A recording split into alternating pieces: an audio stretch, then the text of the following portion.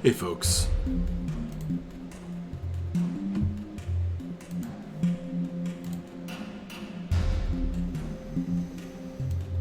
Hope you are well. I am Max Porter. By day, I am the writer, editor, lore keeper, and board game designer at City State Entertainment. But this evening, as many evenings, I am but a humble dungeon master, preparing stuff that I think my players will enjoy. And I'm doing a bit of work on my D&D game, my current D&D campaign called The Wildlands. And recently, I have been working on a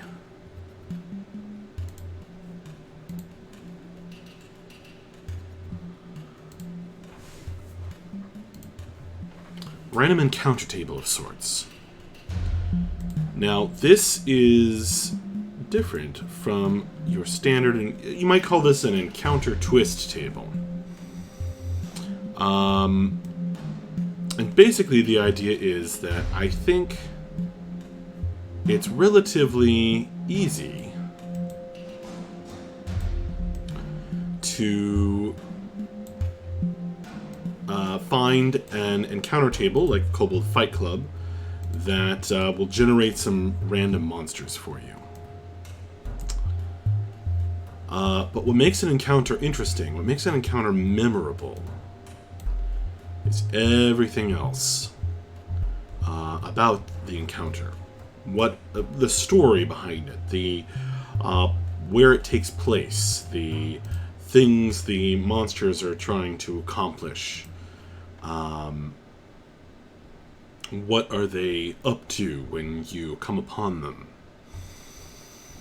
So I have this series of tables set up. I haven't completely decided whether I'm going to leave it like this and have the players roll a series of D100s, or if I'll set up something on a random generator site, like perchance, to do it faster, but kind of remove the players from the process, which is really how I've been doing it, but making my own table here. So, the way this works is, it's the output is kind of a sentence. So I would roll randomly for monsters. So a centaur, a Githzerai monk, and a mimic. And that would be my random monsters, using any random monster generator that you please. And then rolling randomly on here. So to form the sentence that describes the encounter and actually makes it interesting. So let's do a quick experiment. Make sure it's working.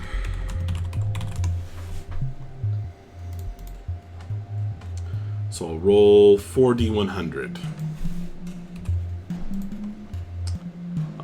Yeah, this should work. So 85, 54, let's see. 85. So the monsters, these monsters, they are currently tempting the PCs. Alright, that's interesting given a centaur, a monk, and a mimic. Maybe the mimic is tempting them by looking like a treasure chest. They are currently tempting the PCs while they are, and this is their overall goal, kind of, while they are, what was the second number? They are currently tempting the PCs while they are 54. Swarming in a confusing manner. Odd. Okay. This is only going to inspire ideas after all. 7. It's a weird combo of things. Now, one might be psychic. Ooh. That plays into the confusing thing, possibly. Especially if it can psychically confuse the PCs. And finally, 42. And the twist, They have captured hostages. So I might, for this random encounter, I might describe as the PCs approached them. What was the terrain? I said any environment. So we'll say, you know, you come to, and there's a centaur here, so you come to an open glade in the forest. And see an strange and interesting sight. There's an enormous treasure chest, partially open with the glimmer of treasure inside. A beautiful centaur, handsome, toned muscle in every inch of his body, is kind of circling it, but not in a threatening manner. No. More like he's looking for someone, and as you approach, he hails you and says, "Friends upon the road, will you help me deal with this treasure chest? I will be glad to share the contents with you." And then, of course, hidden is his compatriot in crime, the monk, who will leap out of hiding, along with the chest, biting the PCs, and trying to overwhelm them. I don't know if that counts as swarming, but it inspired me to have the centaur kind of prancing around in a circle, which I think is funny.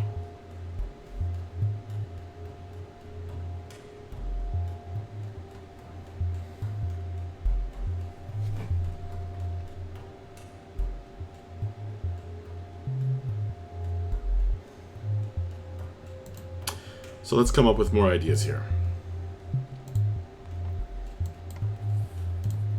Now you can see from the lengths of each of these, I've found it easiest to come up with these verbs that currently, and each one of these has been a little more difficult for me to come up with something. Then while their overall goal is a little bit harder. One might be, I've found a little bit harder than that, and the twist has been very difficult to come up with good twists, because I think they need to be specific. And kind of the whole point of this is that, you know, you can mix and match everything. So making a good twist, I think, is difficult.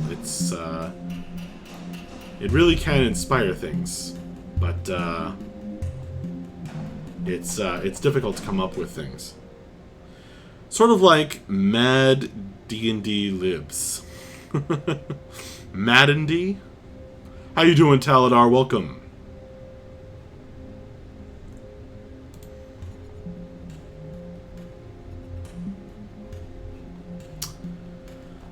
It is kind of like Mad Libs D&D, but instead of the output always being humorous, it's meant to put a twist on an encounter, on a random encounter, that will inspire an interesting story. Because, again, there are any number of random monster generators online, Kobold Fight Club being an excellent choice. But I found I had a generator that gave a bit of background story, mix and matched elements, and so now I'm creating my own, and it's proving to be very, very good for inspiration. I don't know if you heard the example I just gave, Taladar. Doing well, long night last night. Watched the part 1 stream. Oh, excellent.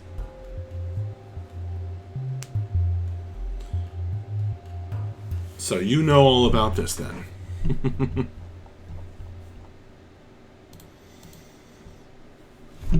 Alright, let's come up with more ideas. So, a black pudding and a werebore walk into a bar. Now, black pudding is a wonderful name for a nasty ooze. A classic ooze monster. And I was recently given an inspiration by a viewer for what to do with oozes outside of a dungeon. And I think that was really helpful. So, a werebore and a black pudding. Most likely... Ooh, it would be pretty creepy. You know, in that Studio Ghibli movie, with the wolf girl.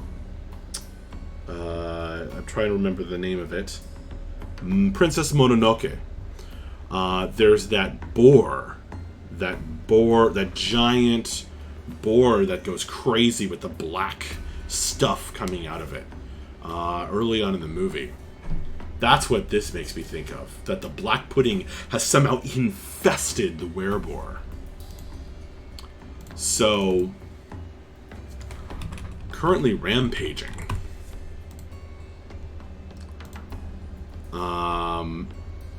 While they are, one might be infesting another one. Ooh, gross, creepy, and memorable. What's the overall goal? Well, I guess to consume life?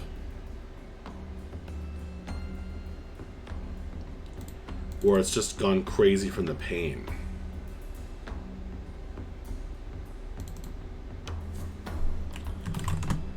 Going insane from pain. I don't like how that rhymes.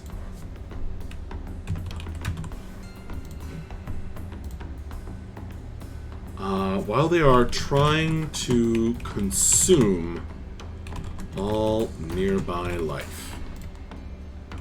And the twist... What was the twist in Princess Mononoke?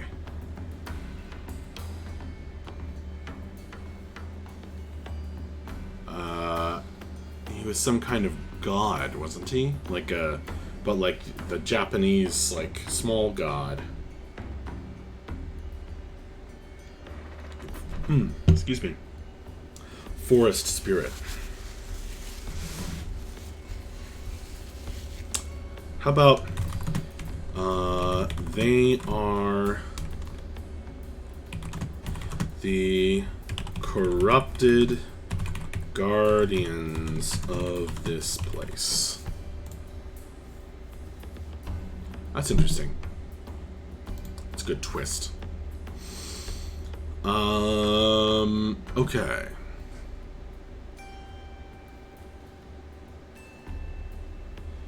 Taladar, you still there, or are you gone?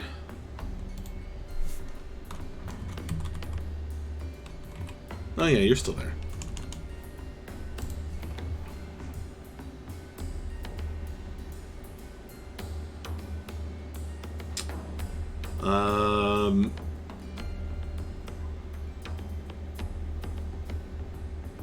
Cool. Let's come up with more ideas. Grung Elite Warrior. Oh yeah, the Grung are those little frog guys. Poison frog guys. Pentadrone is a little construct. Actually, I'm kind of curious about what exactly a pentadrone is. Let's look it up. Might give us a cool idea. I'm here for as long as I stay awake. Well, Taladar, I just wanted to say that I'm so glad you found the other stream interesting enough to watch when it wasn't live and stayed up for it. That's, I think that's a good sign. Let's see, is Pentadrone under P? Oh, it has a page number. 226.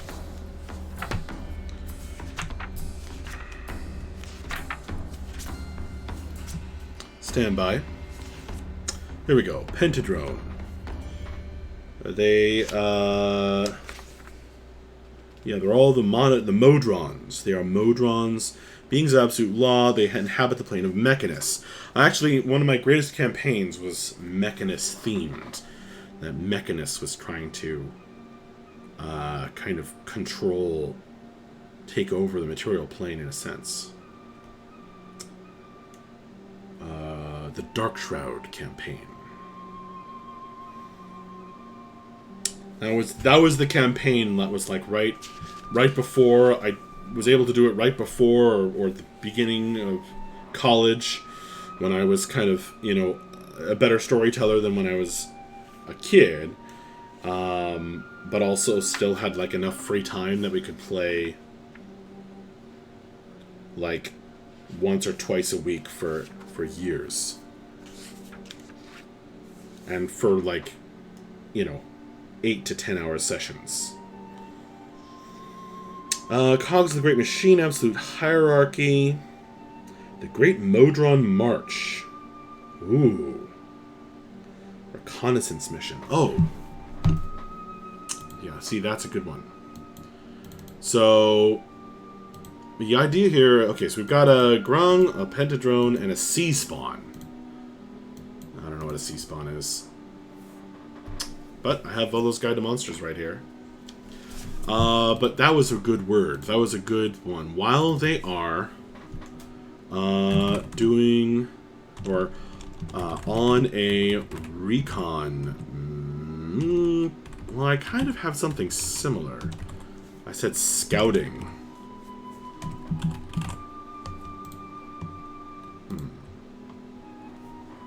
I wonder if that's a little redundant.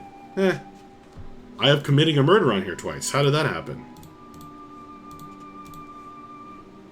We need to fix that. Okay, what is the page number of this other monster? Because I don't know what a sea spawn is. Page 189. Volo's Guide to Monsters. Sea spawn. Oh, okay, they're like drowned men. Medium humanoid, neutral, evil. People lost to the sea. Oh, okay. So these are like the guys on the ship in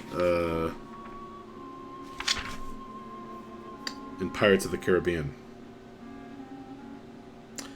Deep thralls. So they're all covered in barnacles and such. Well, that's certainly a weird combo. A Grung, a Pentadrone, and a Sea Spawn walk into a bar. I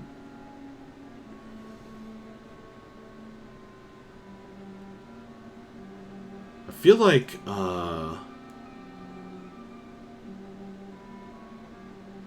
the elite warrior would be in charge of this little group.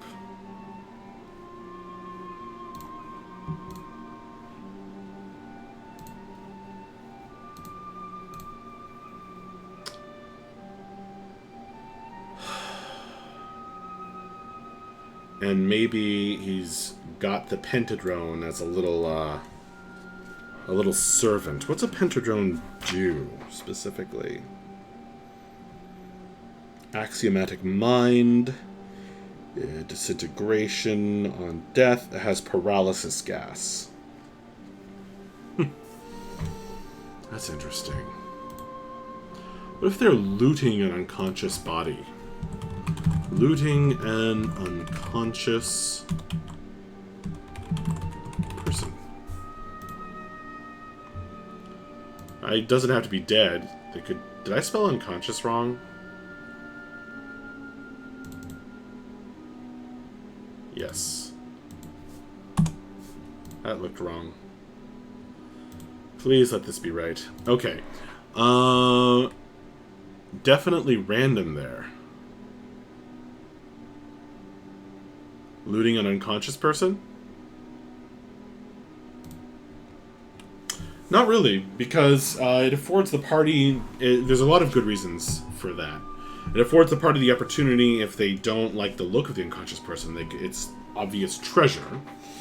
If they do like the look of the person, then they might want to save them from these guys. And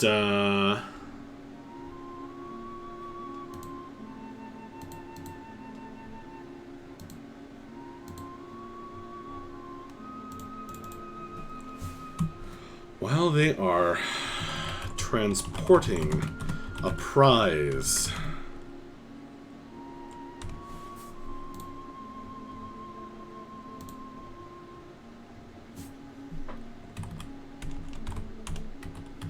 or paying a tribute,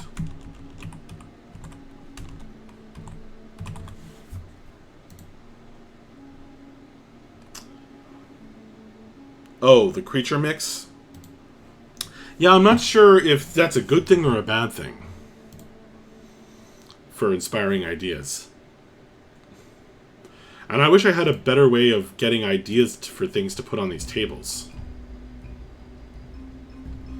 Because, I mean, I put committing a murder on there twice. So I'm obviously running thin on just random ideas. I do have, like, a bunch of twists that I wrote up somewhere else, though. A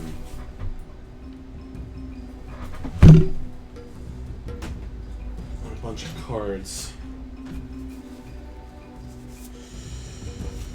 Ambush hallway, orc tribe attacks, hostages. I've got that on there already. Hidden. Yeah, I made a bunch of cards for this, and then I tried to use them, and I almost immediately didn't feel as cool as I hoped.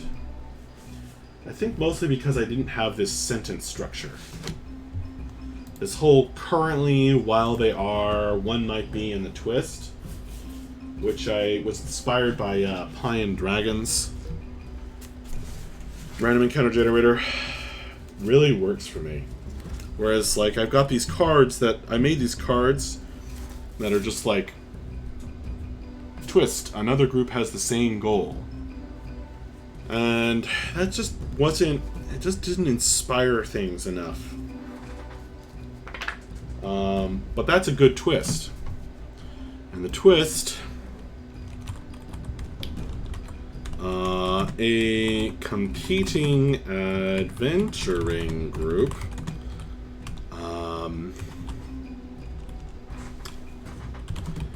is about to get mixed up in all this. There we go. That's pretty good. So I already came up with a bunch of twists. I should be using these. Let's fill out the twists, because these are the hardest to come up with. And apparently I came up with a bunch of them. Twist, Undead Trap. That's my next one. Oh, that's a good twist, too.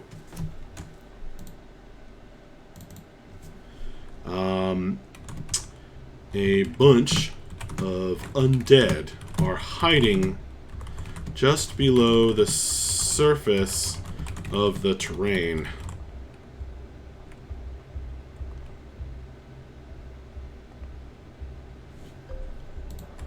I like that because they might be friendly to the enemies, or they might not be. That's a good twist. I need to find all these cards. These are great. But only for one column of this table.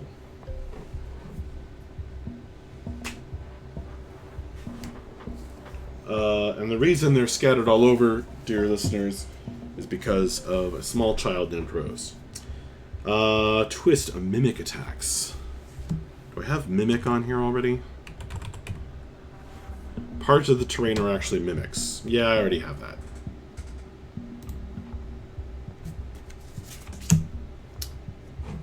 Hidden trap.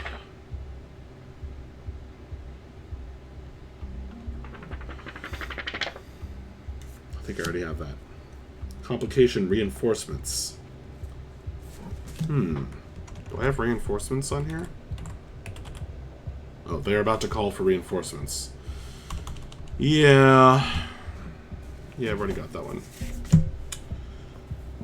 Personal ally / enemy.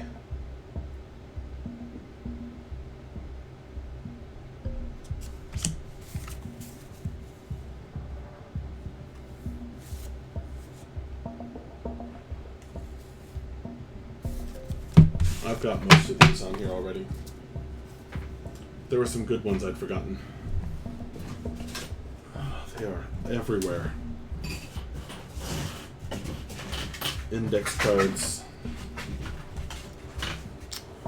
No, this isn't.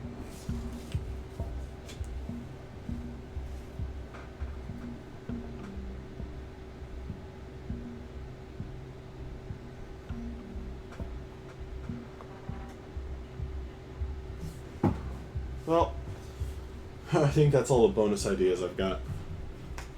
There's some more around, but those are all the ones to hand.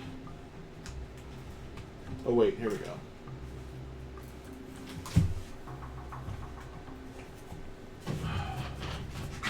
I gotta put these in because I came up with a bunch of twists in the past, and now I'm having trouble thinking of more. Twist, they run to get help. I've already got that one. This is stuff about traps. There's a neutral monster.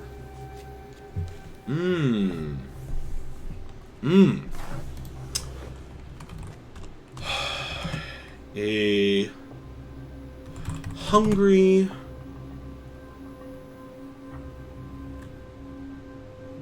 dragon.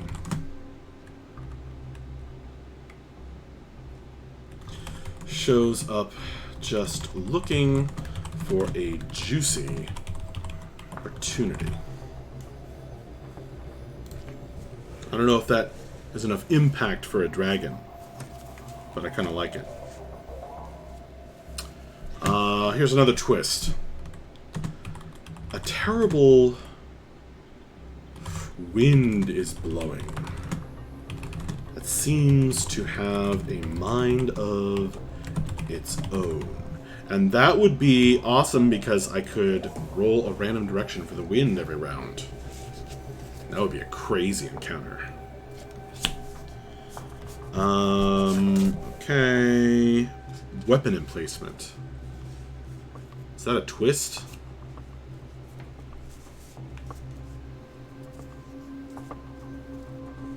Sure. They have a powerful weapon, like a siege weapon, a powerful ballista. Oh yeah, they have a powerful ballista that they were just itching to test out. I don't know why I'm putting ellipses on these.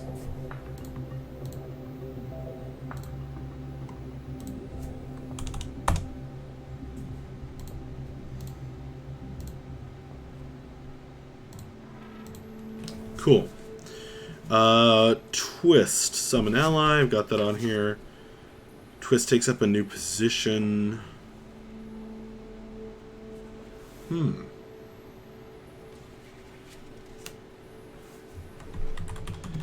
They have another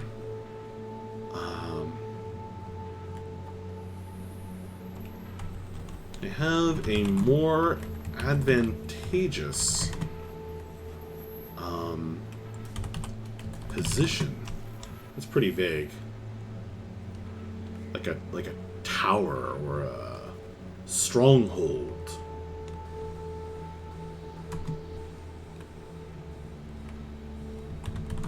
They can retreat to. That's okay. Floor collapses, I've got that. Catches fire.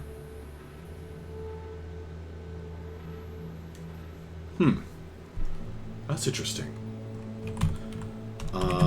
Their normal looking weapons are treated with energy damaging spells or substances.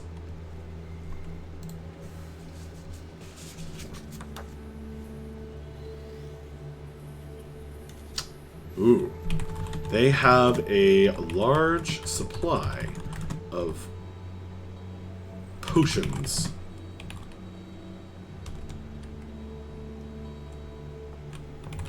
Ready. Maybe they have a chest of something. That was an illusion. I've got that one. Shifting corridor. I don't know if I need that. Okay. Cool. I forgot it. Now that fills out my twist column nicely. It's still the shortest one by a bit. Because it is a lot harder to come up with a twist than any of these other things. But let's keep going. More ideas. More ideas. Oh, I switched to forest. Rather than any environment. Druid. A druid, a giant elk, and a lizard folk shaman walk into a bar. They are obviously looking to enact some kind of nature ritual, or maybe discuss some philosophical. How about? Oops, I didn't mean to do that. There we go. Discussing philosophy. While they are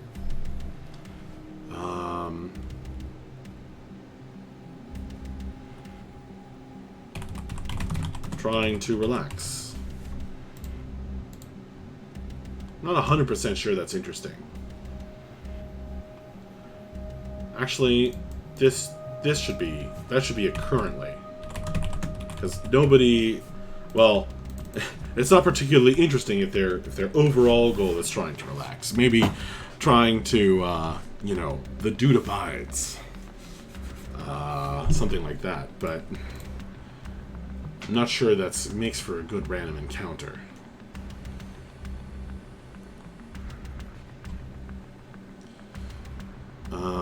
While they are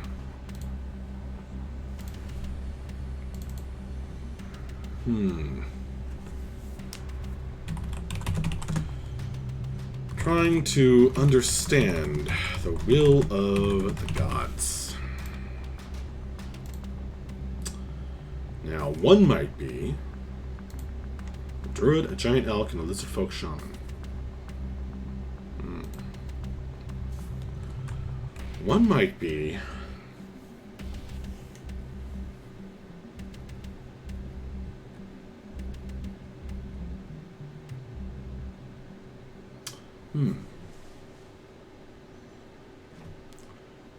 I don't know.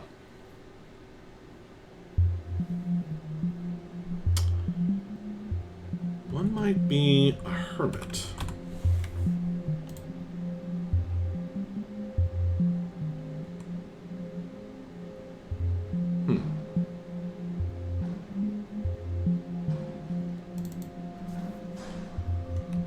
Or aggressive toward outsiders. Or maybe way too friendly. I kind of like that. Oh, a powerful fae in disguise. Those mischievous fae.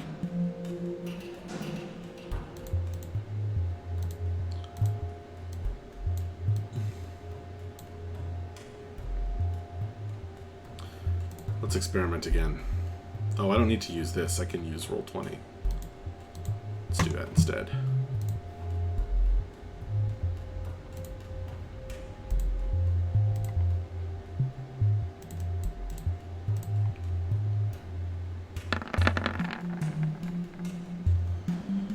Ugh. Oh, wait, I do have a 92. Okay, 92, 84, 83, and 24. So, what do we do? So, A Dwergar Screamer and 2 Orogs are currently...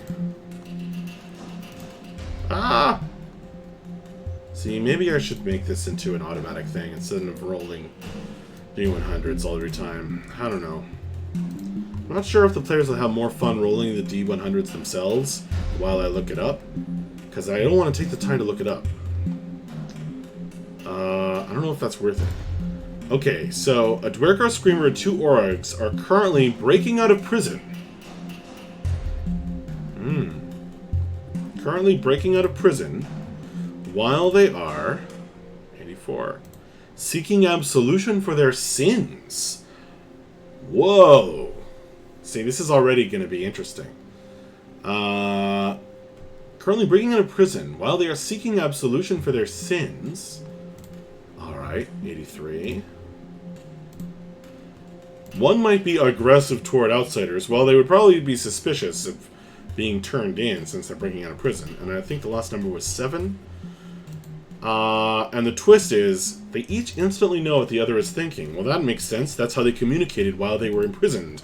On opposite ends, that's how they made their plot. While these 2 Orogs and a Dwergar Screamer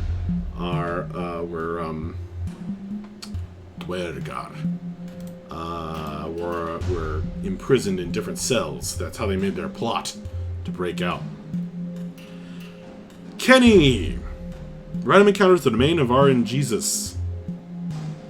The longer that list gets, the harder it gets to stay creative. Well, it's harder to not repeat, it's harder to, or it becomes easier to repeat myself without realizing it. Will he forsake the party? Will he rain down blessings? Make a formula that will pull the values when you pull the dice rolls in? Yeah, exactly, Taladar. There's lots of things for this online, or I just have to figure out how to use them. So that would take me a little time. The question is whether I should, make it put them into the sentence automatically, pull the values, randomize it automatically, or should I have the players, I'll be like, okay, the 4 players who rolled dice for the travel checks and failed, you guys each roll a D100. And see, that'll take extra time because I have to ask them to roll a D100. They have to figure out how to do that. They each have to roll. I have to look at the result. And then for each result, I have to scroll through this thing. So that takes like 5 minutes that we could spend playing. So it might be worth it. But on the other hand, it's kind of fun to roll your own Doom. Oh boy, I'm about to hit 100. Or actually, technically, this is 100 since it starts on 2. I'm about to hit 100 on the currently, because this is the easiest one. This column. Terrible at online stuff. Would just have to look it up fast. List of 100 in practice. I have to tend to only have like 10 to 20 in areas. Use a few before replacing. Yeah, but I want some craziness. So, that would have been a memorable encounter, right? I'm just using Kobold Fight Club for a random monster, and then I have my sentence that describes the encounter. They are currently breaking into prison. I forget what the second one was. 84. They are currently breaking out of prison while they are seeking absolution for their sins. It's like we have to break out of prison in order to seek absolution for our sins. A Dwergar and 2 Orogs. That's a pretty memorable random encounter. One might be aggressive toward outsiders, and the twist is they each know what the other's thinking. That's a memorable encounter. And it just, it works. It works to... I've just decided that it's not the monsters that make the encounter interesting. Not necessarily. Or it's not the monsters alone. It's everything else about it. Alright, let's come up with more ideas. 2 Allosaurus. I don't really like using dinosaurs in my campaigns unless it's a specific thing.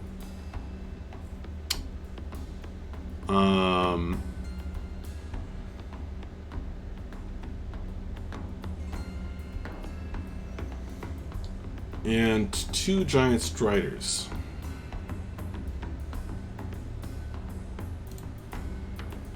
How about a Baybal and a stone defender? That's interesting. A Baybao and a Stone Defender walk into a bar. Okay, let's come up with ideas here based on this.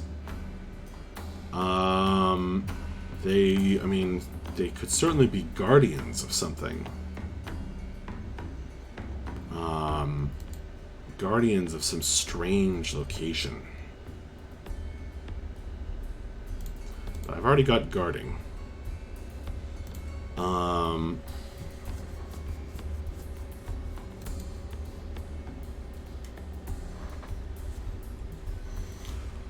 One might be extremely ancient. That's interesting. They like remember a long ago time. Yeah, you don't really like dinosaurs in your D20 either. A non-elemental magical beast, says Kenny, could be much bigger and more primal looking than normal. Food chains and pyramids. There's dinosaurs a lot of normal life can't win, which means they don't show up.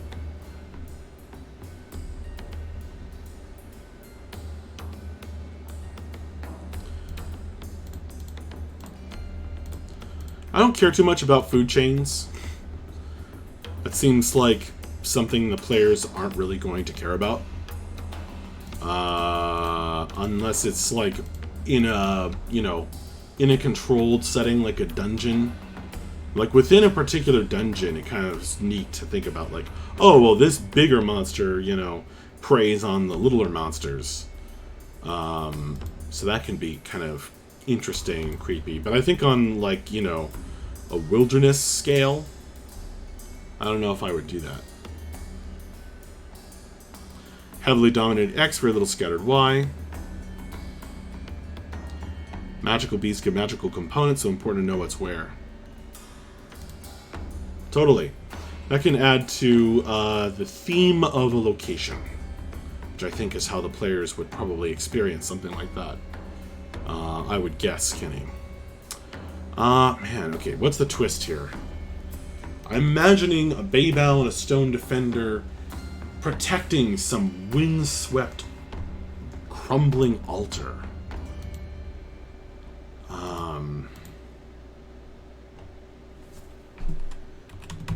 A malign and chaotic magic will be disturbed and react to any conflict in the area. That's a cool twist. What are they currently? They are currently...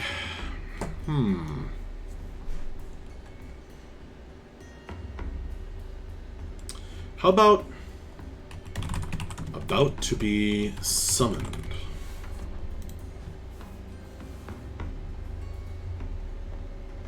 Like a Stone Defender and a Baybao.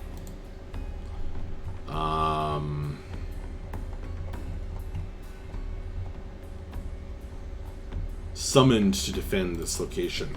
You really had very little chance of seeing them ahead of time. Maybe you saw the magical rune. That was the trap that triggered.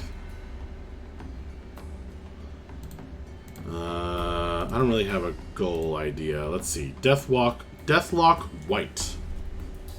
Actually, take that back. While they are trying to break the bonds that control them. That would be interesting.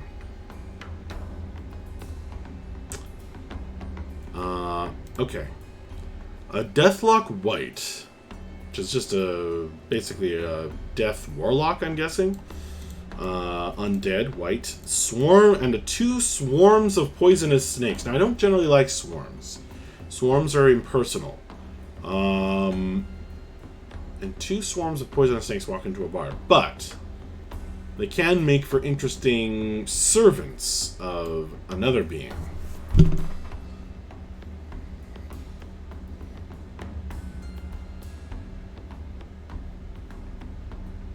Don't mind swarms, but only fit the theme of a major modern area. Yeah, but specifically in D&D, Kenny. But even in any system, really, they're rather impersonal. Like, you can't, you know, it's not like there's like when there's a specific monster, it's like, I hit you, I beat you. But like when it's a swarm, it's not satisfying. You know, you don't get to describe carving up the enemy with terrible wounds. Page 129 for the Deathlock White. Let's see if this inspires some ideas. Bereft of much of its magic, a Deathlock White lingers between the warlock it was and the deathly existence of a White, a special punishment meted out by certain patrons and necromancers. Ooh. Ooh. That's cool. Yeah. So how about... that inspires some ideas. How about while they are serving out a punishment? That's interesting.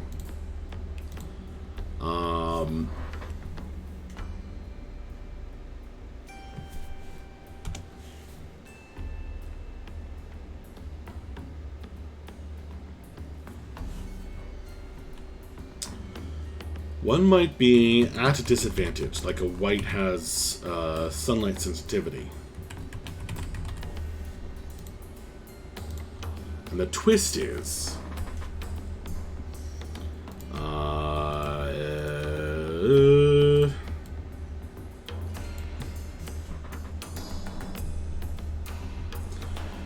yeah, so exactly. A heavily trapped tomb with scarab monsters. Alone they're boring. See, I use swarms as traps. Swarms, often constructs, and oozes.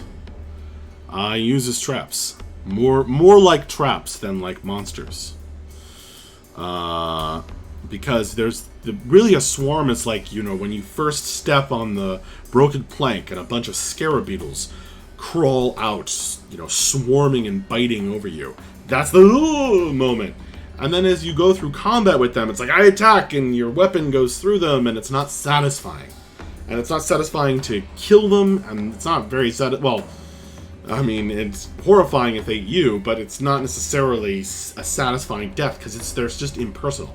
Swarms, constructs, and oozes struggle with this.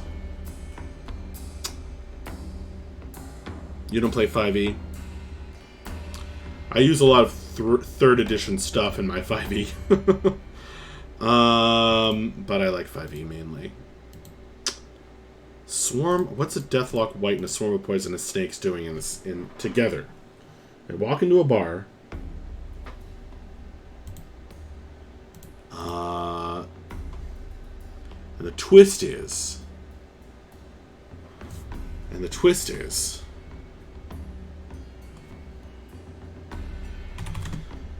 The one that maybe the snakes are in control. The snakes are controlling the White. The one that looks like the leader is actually a follower. That would be a good twist. That would be a good random twist. Alright, more ideas.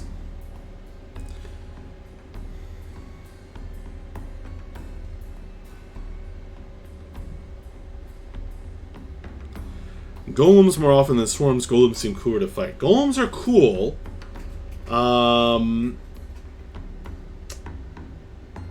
But yeah, golems are probably the coolest constructs. Why? Because they're more personal. They have, you know, like, not just humanoid features, but, like, more history to them because of the golem folklore. Because they are, they have this special relationship with magic, whether they're resistant to magic or whatever. So they're good, you know, mage killers.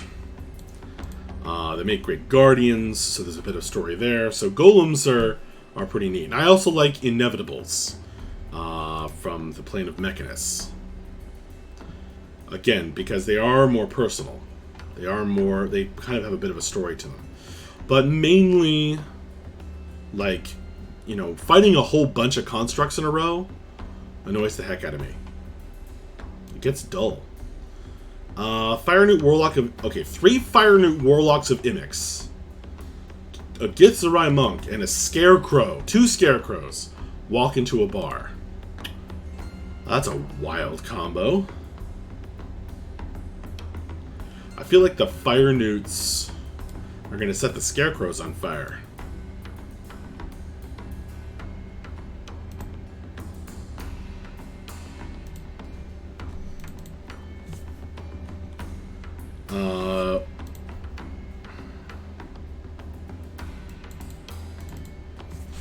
While they are trying to scare... Oh, I already said that. Trying to scare off outsiders.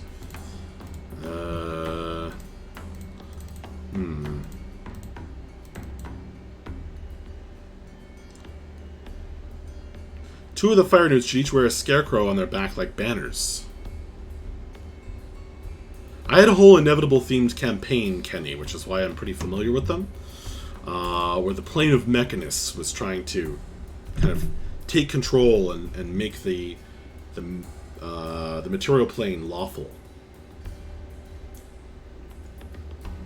Inspired by the great calculation of the Plane of Mechanists. Fire Newts should each wear a Scarecrow on their back like banners. That's kind of neat.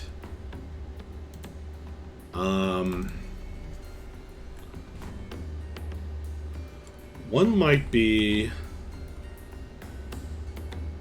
carried by another. That's interesting.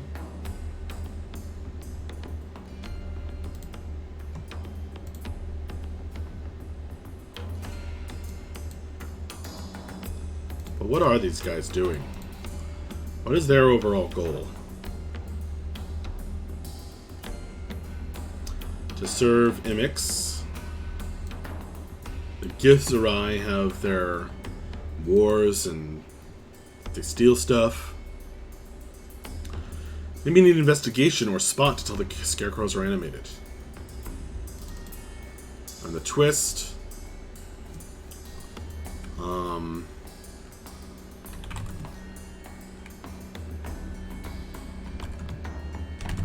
Some of them are... Well, I already have mimics.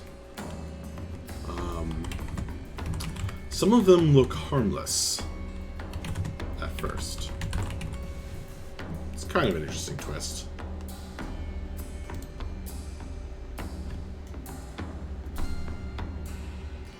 Aggressive cultists that are making a farm for a larger branch. That's kind of interesting.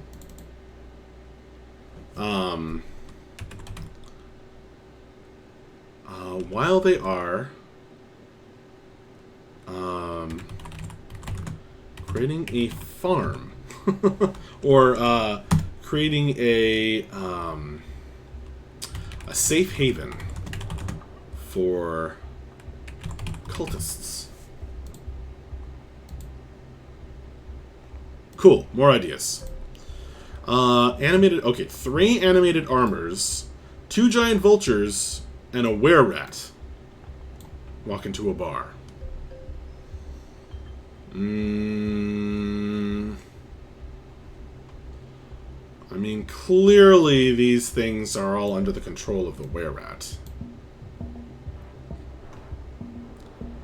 And he is one heck of a were-rat if he has all these 2 trained giant vultures and 3 animated armors. Need to dub this your YAB tool. Walk into a bar.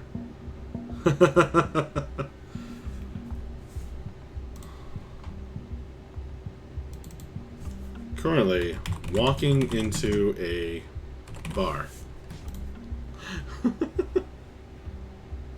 That's the result 101.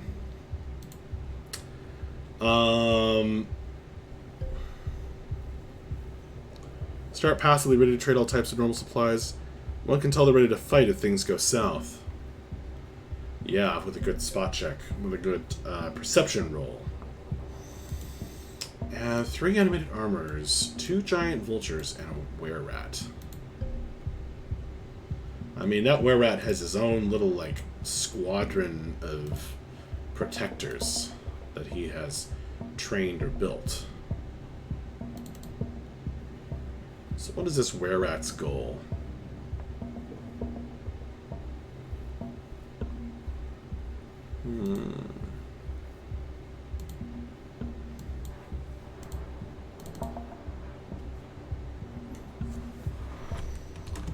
I think I said like a genius inventor or something already on here.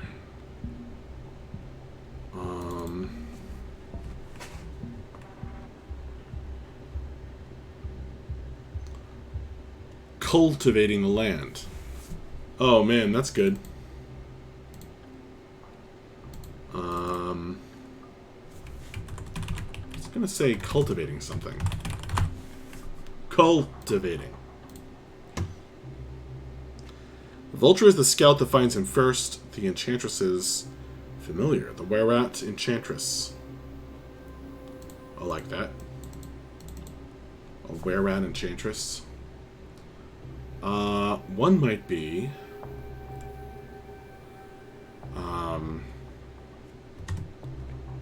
a scout for the rest, or a sentry.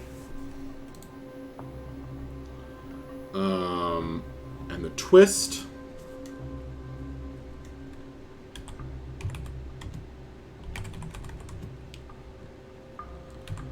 One of them, like maybe the were-rat can get inside the animated armor and run off. I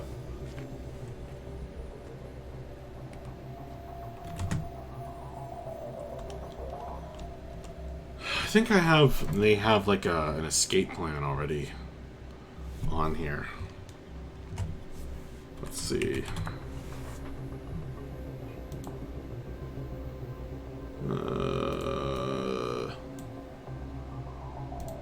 I don't know.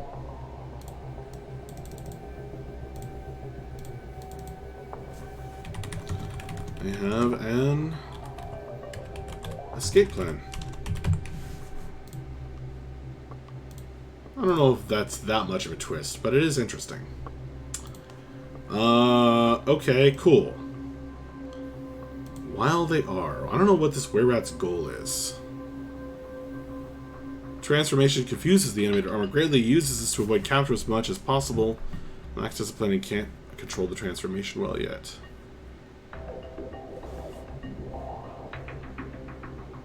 Oh, the animated armors are escorting the were-rat, which is a prisoner, to an enchantress.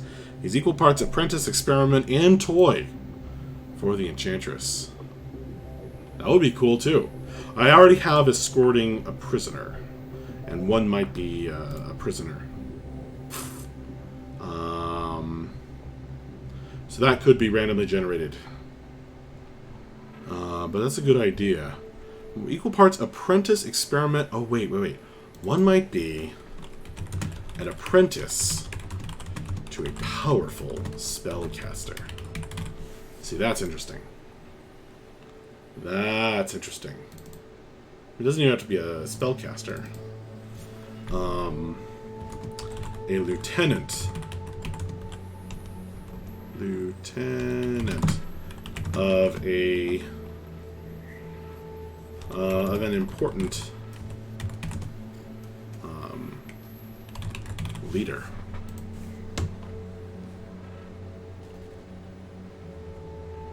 That's pretty cool. Being toyed with by greater powers. Lots of good ideas. Lots of good ideas came out of that. Thanks. Okay, more ideas. A bone naga. Ooh, and a ghost. That would be quite a challenge. A bone naga and a ghost.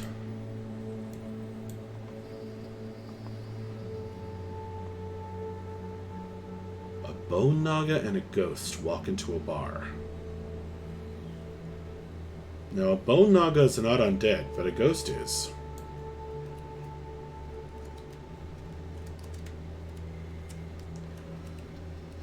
A bone naga might be undead. Maybe I'm misremembering that.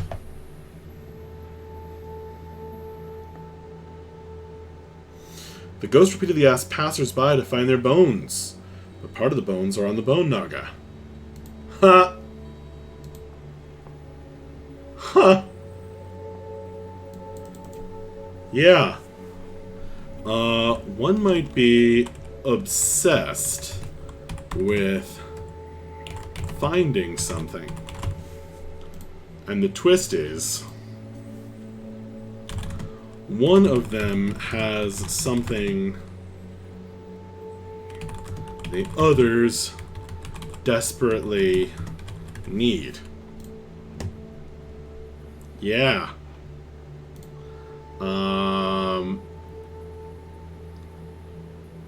Oh man, see, I was running dry after coming up with almost 100 of these. These are great ideas. Keep them coming. I mean, just talking to passersby. Ooh. While they are hoping to find help. Rad. 5 giant hyenas and a mummy walk into a bar. Well, that makes sense. I mean, giant hyenas. 5 giant hyenas and a mummy. Whew. How much HP did giant hyenas have? Are they in the monster manual?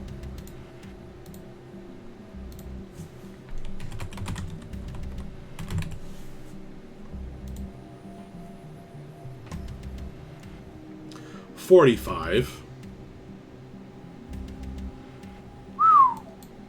This would be a pretty intense encounter. 5 giant hyenas and a mummy. I mean, it would depend on the terrain. If the giant hyenas could all surround some person and attack them, goaded along by the mummy, that would be pretty intense. Why are 5 giant hyenas and a mummy walking into a bar?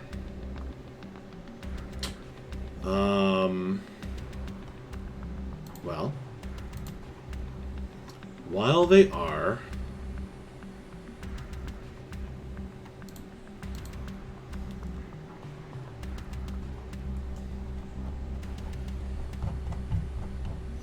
how about on a great hunt?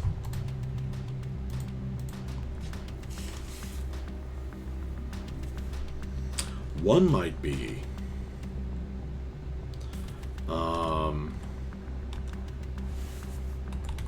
seeking their lost love.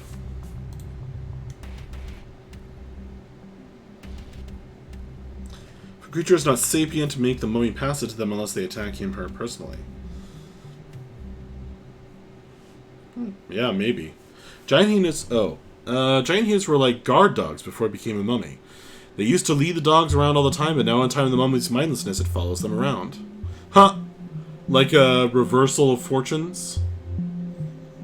That's interesting. I don't think mummies are mindless, though. That would be more like a zombie. And, 5 giant hyenas. I think more of it is like a fallen king who used to have all these hunting hyenas. And now they still follow their master, even in death. Or the children of the children's hyenas. Or just make it a bounce of time where it wanders aimlessly once the trigger is switched on and off. I don't know, I like the idea. There's something like tragedy, like tragic about it, a mummy. Hence this idea. Seeking their lost love. And the twist.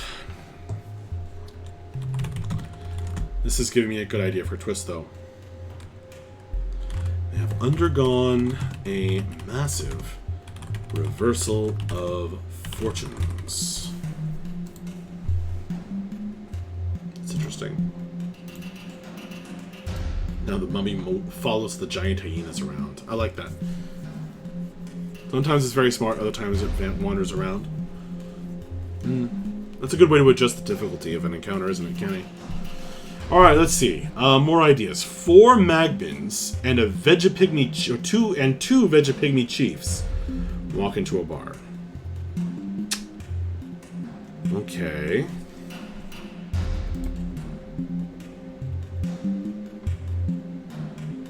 Let's roll a D100.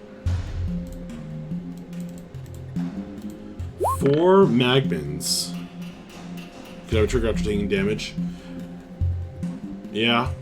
And then if the players never attack the mummy, then there's no encounter. 4 Magmins and 2 Vegapygmy chiefs are currently... What did I get? 72? Are currently looking for a new home.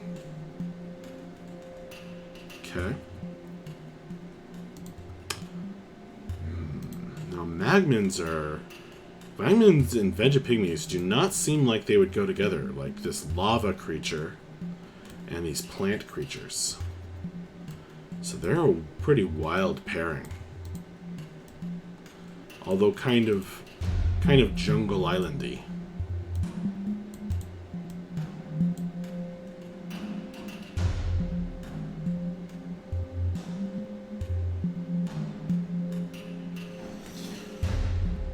Yep, the hyenas could go after them. I mean, so the way my, do you want me to go over how my overland travel rules work, Kenny?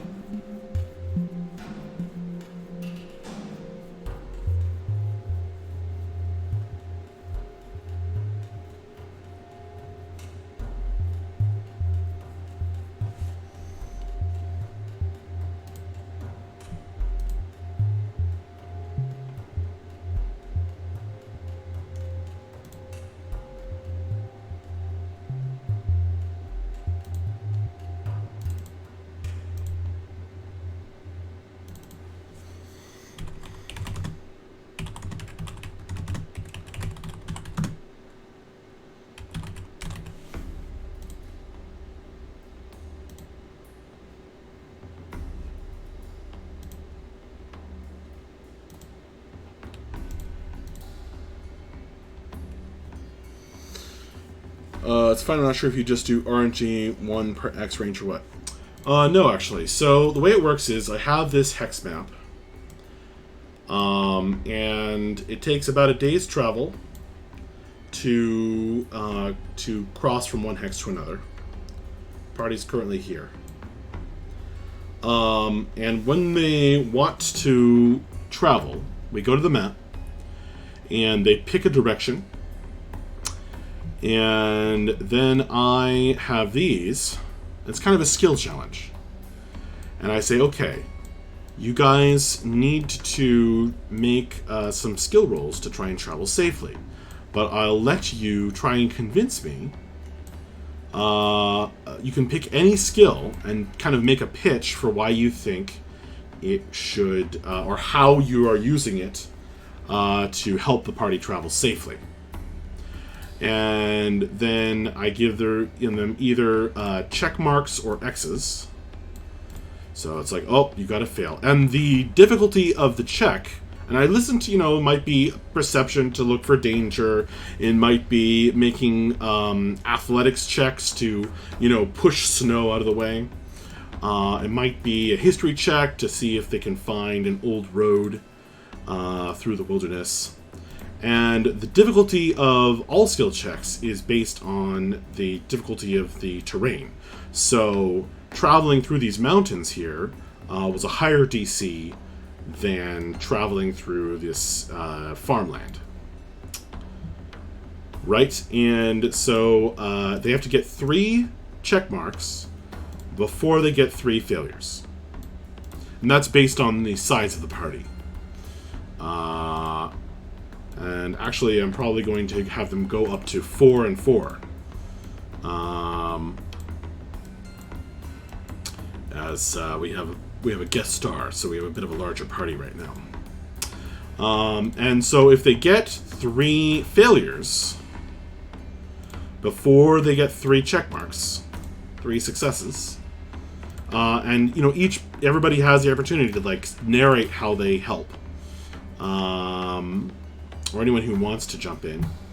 If they get 3 X's, then we roll for a random encounter. And I also have them roll for the difficulty. So it scales the difficulty of the encounter. And that's how it works. So it's basically a skill challenge when traveling. And so then if they got 3 X's, now I would roll, based on whatever terrain. So it would be like, oh, you're traveling through the mountains. So, okay, I have some monsters. And then I would roll on here.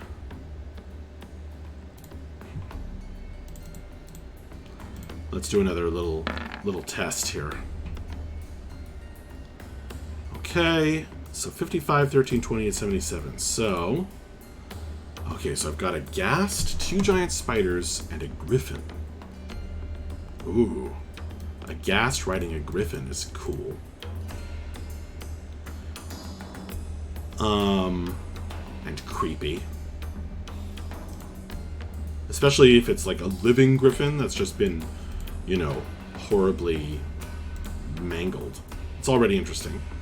And then we're going to make it really interesting by using this table. So now 55. Reading a book. Huh. Okay. Okay.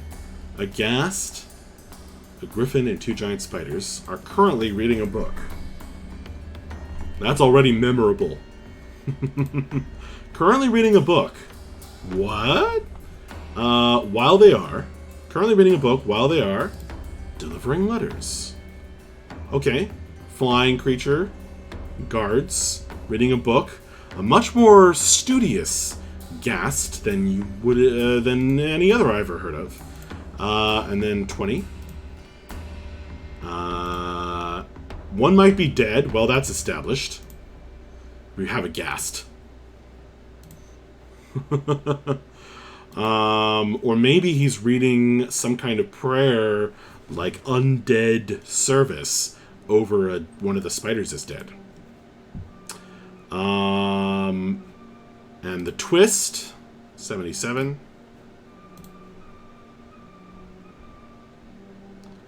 Their normal-looking weapons are treated with energy-damaging spells or substances. Ooh, so maybe the mandibles of the giant spiders, or maybe the ghast has some ghostly, strange weapon that does energy damage, or maybe the griffin's claws or teeth are somehow enchanted. That would be a pretty wild encounter. Find this undead reading a book, carrying letters on the griffin. That would be a pretty memorable encounter to find as you traveled. So that's how this works.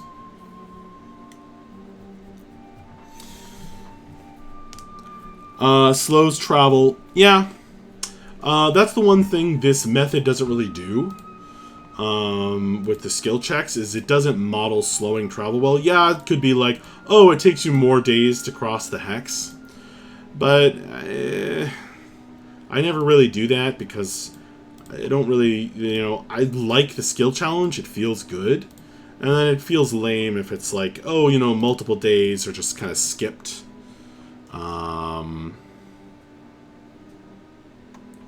It's not, it's something I certainly considered, did a lot of thinking about.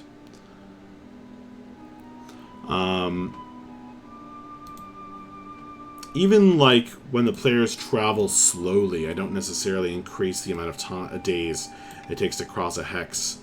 I just make them arrive at locations at a different time of day. Griffin is trying to buck the ghast away, but it's getting to flag and endurance. Trying to turn the Griffin into an undead mount. That's fine, though. If you have the right class abilities, it goes faster, and with skills, becomes safer. Yeah, for sure. The party hasn't really gotten lost yet.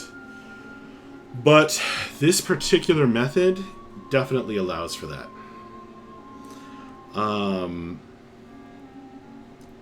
And if I did have them, you know, something happen to where they got teleported or something, that would be a pretty interesting process of them trying to figure out where they were.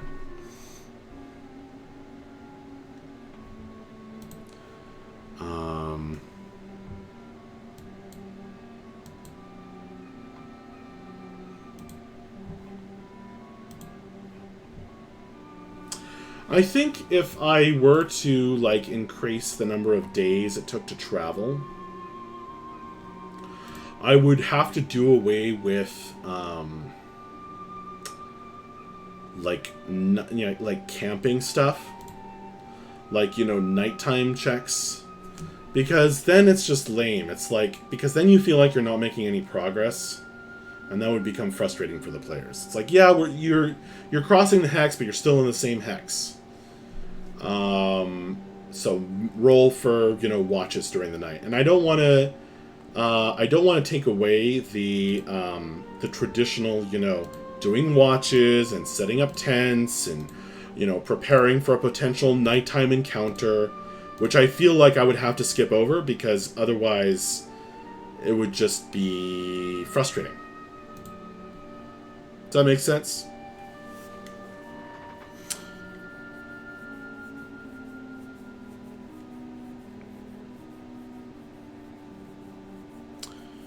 You encounter it, but the situation is favorable to use often the right skill checks rolling pretty well. Yeah, exactly.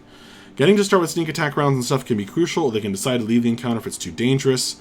Yeah, and this kind of models that in a way. Or can. If the encounter was rolled and it was supposed to take place at night, that's when it would happen. I normally include time windows and such. Some creatures will certainly not show face unless it's the right time. Yeah, but there's always exceptions, aren't there? And that can be interesting too.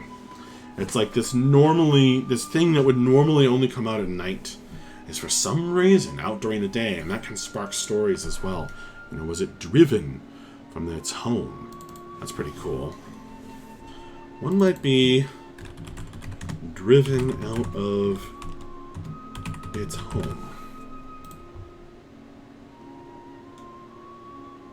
Maybe that's all of them, though. Nah, it's okay. And the twist.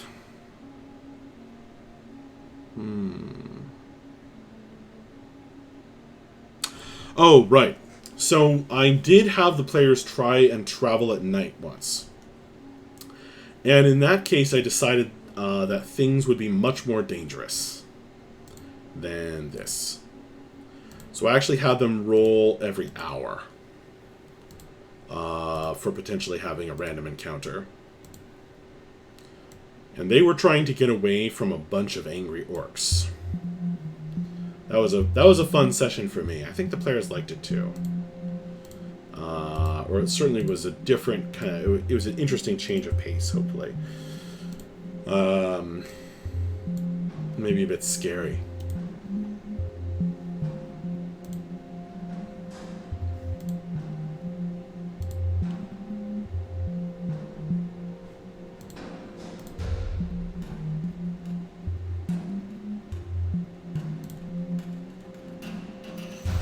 One frost giant walks into a bar. And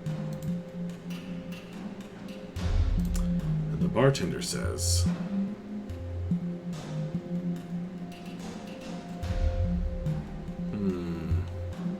I think I already had one of those. 8 orc nurtured one of your troops. Okay, whatever. 2 gelatinous cubes and 2 imps. Huh. Can't say I've ever combined gelatinous cubes and imps, necessarily.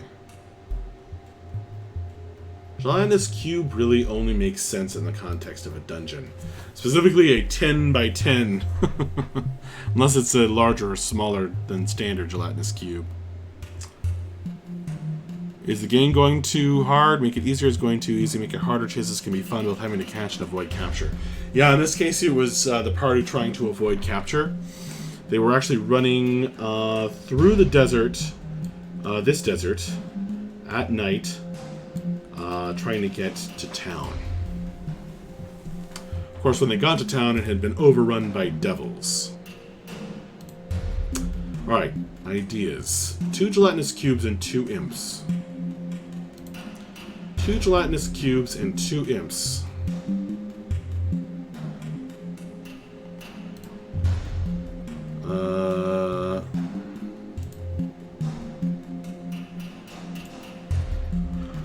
Currently shambling about aimlessly.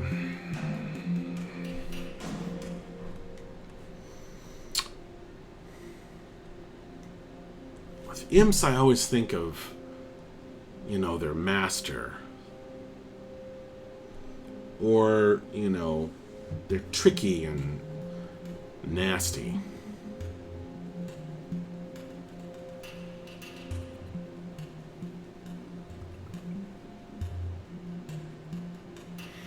Frost Giant selling large blocks of ice. If paid a fee, he will craft a remarkable work of art out of the solid ice before leaving. That would be good for the positive encounters. So, if the party gets 3 check marks before and no X's, if they succeed 3 times in a row with no X's, then I have them roll on a positive encounters table. And those encounters are kind of reward. And that's where I'd probably put a Frost Giant who sells blocks of ice. In fact, Kenny, do you mind if I put that on my table? I think it's a great idea.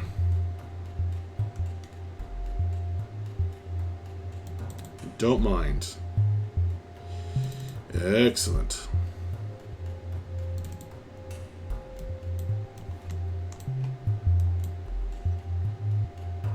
So this is one I do just use a D100 for.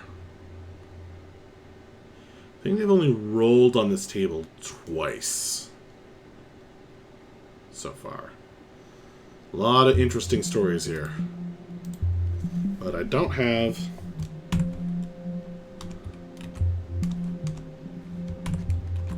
a Frost Giant selling large blocks of ice.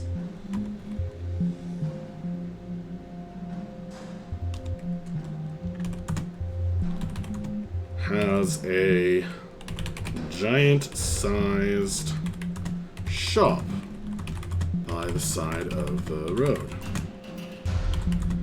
If paid a fee, he will craft a wondrous work of art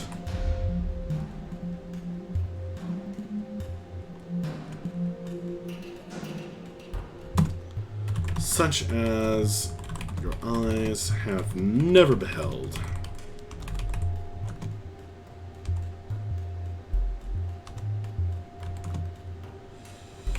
And then he will wander away. Now I need a Frost Giant name. Frost Giant name generator.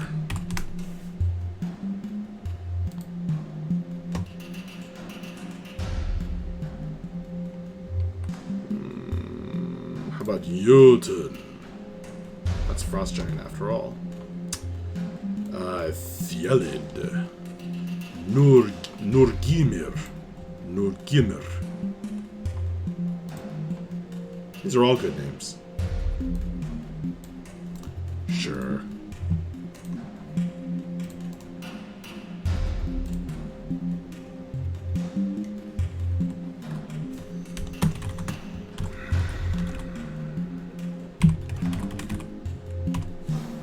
Cool. I made so many of these, but I didn't quite reach 100. And I kind of feel like there's not really a need to make 100 of them. So I'll just say roll a D58. Which you can do on roll 20, fortunately. Alright, let's finish this. I'm so close. Okay, I don't have any ideas. Just, oh yeah, 2 gelatinous cubes and 2 imps. Well, might be a powerful demon in disguise.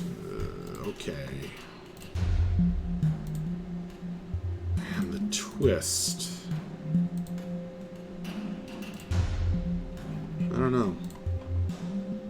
Just random ideas as we go. Got evicted from their dungeon, says Taladar. Yeah. Driven out of its home. Evicted from a dungeon is maybe more interesting. One might be evicted from its dungeon. I like the specificity of that. Although, that gives me an idea for a twist. And the twist, they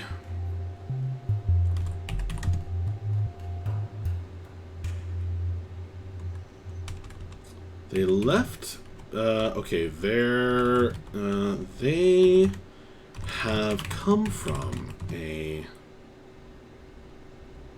mysterious dungeon full of riches nearby.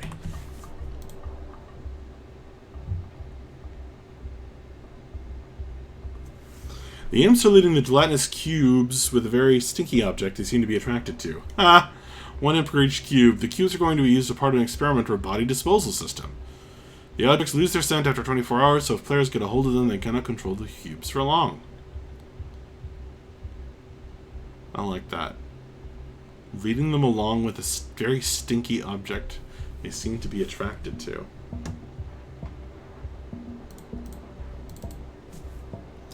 Led along by a stinky object. And the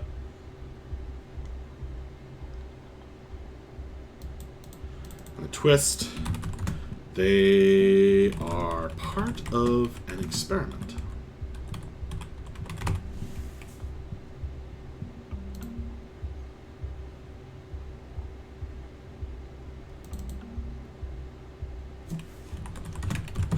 They can be controlled, but this control will, by the players,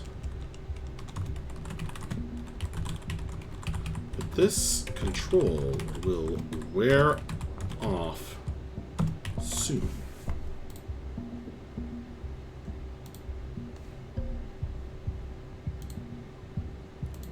Nice. Alright, more ideas. Black pudding and an orc blade of Ilneval. What is that? Let's see. Page 183 of Volo's Guide.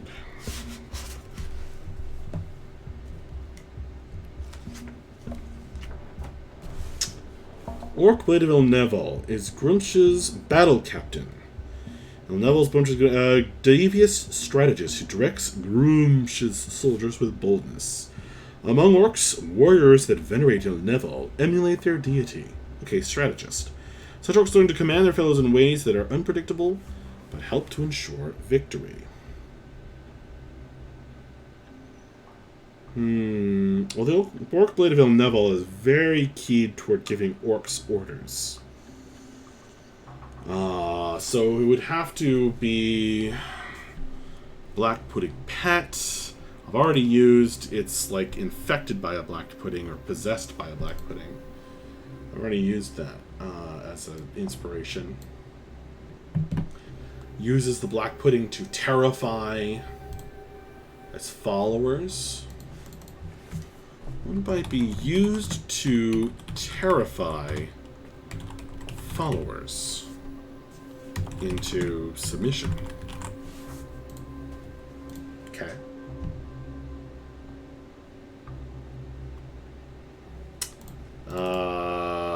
An Orc Blade of Ilneval would be looking to conquer everything, which is definitely something I've used in here.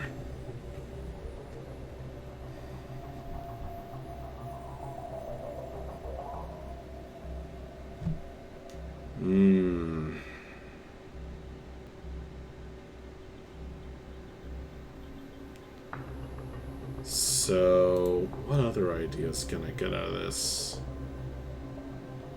Randomized monster. Oh, that's interesting. A D-book.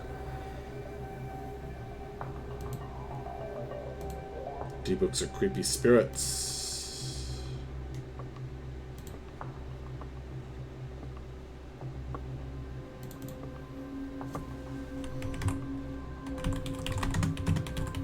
Weaker group.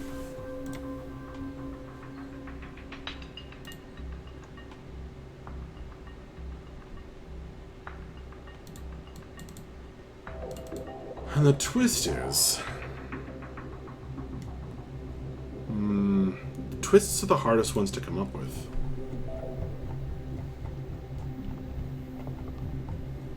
Because it's like, they're better if they're specific, and yet not too specific.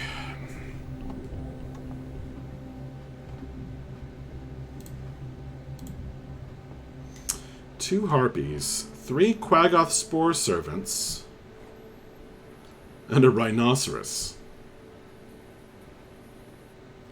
That would be a pretty wild group. I'm trying to remember what a Quaggoth is. I thought they were just like underground monsters. Page 230 of the Monster Manual.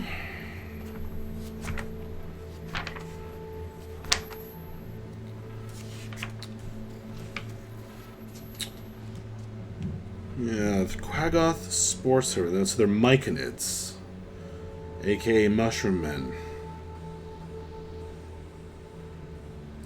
Brought back to life by the animating spores of a myconid sovereign.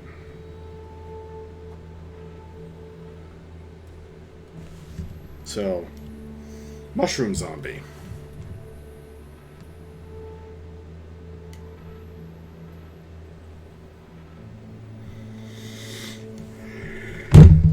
Excuse me. Sorry about that.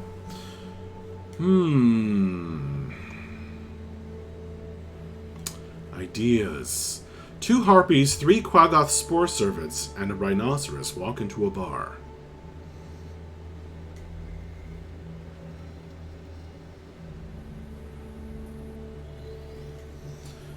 Well, maybe they're all spore servants. But I already have mind controlled as a twist. Or in various places. Don't necessarily have that as, like, a spore servant. Sure. It might be a Quaggoth, a mushroom spore servant.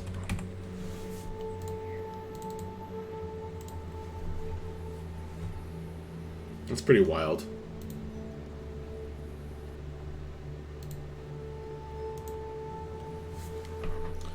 Spore servants. Harpy and rhinoceros might be infected with spores. Very slow, and the harpy and rhino move around them as delivery services. Semi-symbiotic relationship with the Quaggoth will kill anything that attacks the host if possible. Yeah?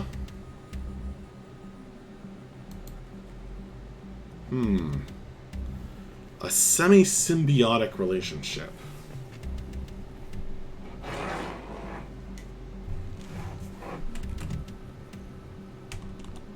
And the twist, they have a strange symbiotic relationship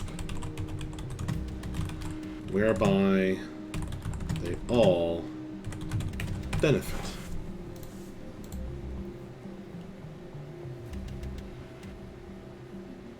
Interesting.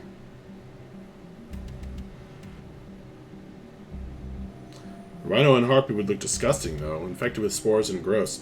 Well, we have a player who's infected with mushrooms. Our druid is a circle of spores druid. She actually hails... This is, these symbols... She actually hails from here, I think. This is a mushroom forest. And there's a circle of spores druid group there. So she actually loves mushrooms. In fact, the character's name is Cordycephy, creepily enough, which is the mushroom that turns ants into zombies. So she would probably not even want to fight that encounter. Because she'd just be like, yeah, this is cool. This is cool.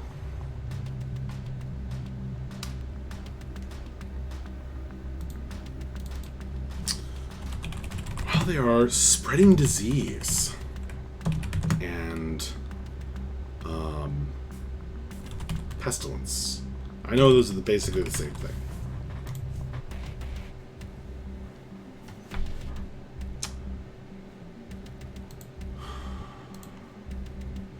Three giant hyenas, a grung elite warrior, and 2 specters. I'm just getting ideas for my story twists here anyway. Walk to a bar.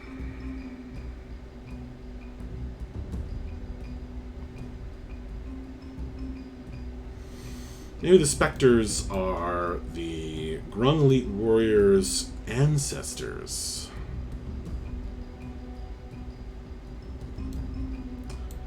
And the 3 giant hyenas are their... I mean, the grung elite warriors are basically poison tree frog people.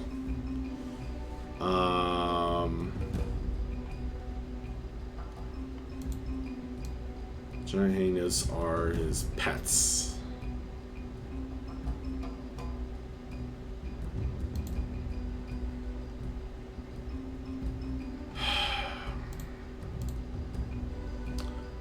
Oh, well, wow, I only have 1 more in each of these columns.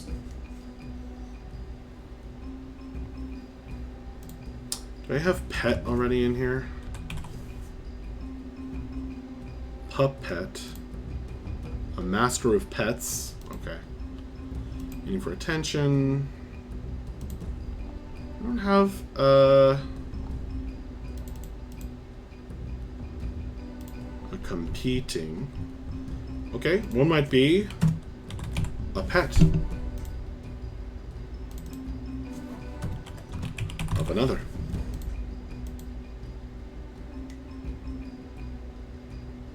The grung elite killed some hyenas over a sacred burial ground. Now the specters of the hyenas are leading any hyenas into the area to attack the grung warrior. I think I already have fighting amongst themselves. It certainly has a twist. Them backstabbing each other. Having an argument. How about while they are haunting each other? Or maybe just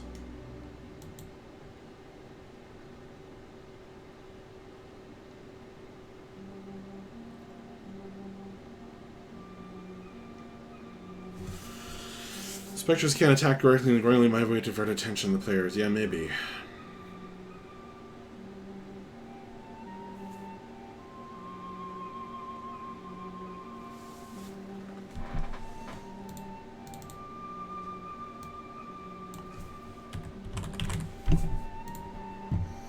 Okay, so I now have 100 results for each of these columns.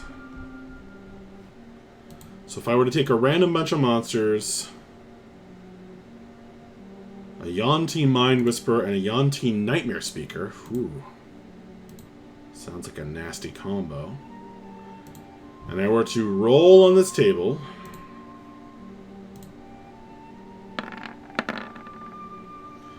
the sentence I can't do 95 in that position, but that's okay. The sentence so far would be a Yuan-Ti Mind Whisperer and a Yuan-Ti Nightmare Speaker. I'm describing the encounter. Are currently, when the players find them, are currently practicing. So they're Mind Whisperer and a Nightmare Whisperer. Interesting. Currently practicing. 31.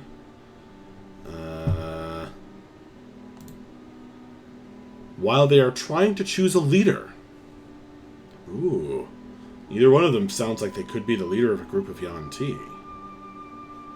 Currently practicing while they are trying to choose a leader. Okay. Now, one might be 18. Oops. Wrong table. Now, one might be a lycanthrope. Oh boy, a Yuan-Ti who's a lycanthrope. Maybe they're a lycanthrope who doesn't turn into a snake.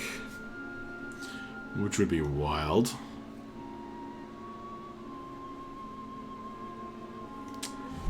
And the twist. And I don't have a 95. I haven't gotten up that high. Okay, I need 12 more twists. And then I'll be done.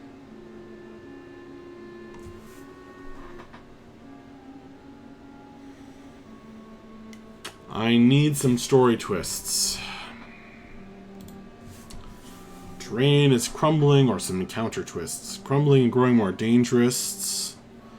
Lycanthrope Inugami, looking for a fire pearl to become a real dragon. Somehow I don't think of Yuan-Ti as having an association with dragons. Snakes are like... I think in my world, snakes, dragons look down on snakes. Wingless and legless. And the Yuan-Ti already think that they're the greatest. Alright, I need more story twists. I'm close to 100. I only need 12 more. Terrible wind is blowing. It seems to have a mind of its own. They have a powerful ballista that they were just itching to test out. Or advantageous they can retreat to. Normal-looking weapons are treated with energy damaging spells or substances. They always supply potions ready.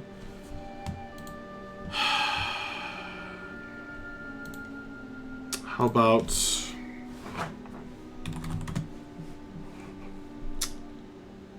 they... can all cast Misty Step.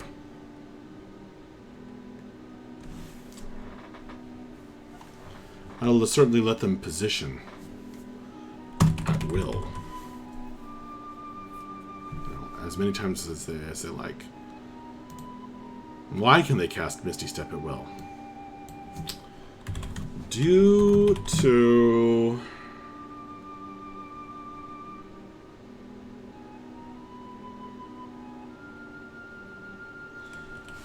who's to say a snake cannot become a dragon? I know. A fire pearl, whatever it's called, to do so. Old tails can become anything. Old tails, anything can become a dragon. Carp, turtle, snake, toad, etc. Yeah, I don't know if that fits my world's theme. This particular campaign. That would be awesome in, like, I have a Nine Swords themed campaign world, which that would be amazing for. Eastern mythology kind of theme.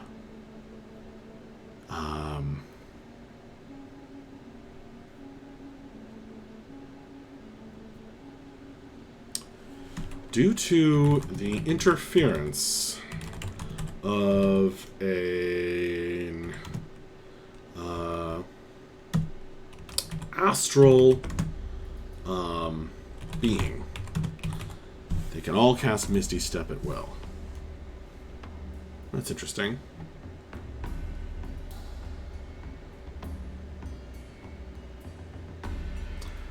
Low magic are more rare because they poop on most things. Yeah. Well, actually, this campaign started with the players running away from an enormous red dragon. An enormous red dragon that I'm going to be bringing back into the story very soon. Very soon. Probably sooner than they like. I actually need to write that a little bit of prepared. I did. I wrote that up actually. A bunch of threats from the dragon. She wants to find who slew her mate, and the players were there. So if they give away their location, they're going to be in trouble. Alright, I need more twists. I need more twists.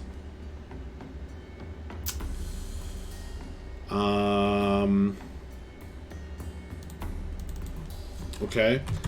An old nemesis.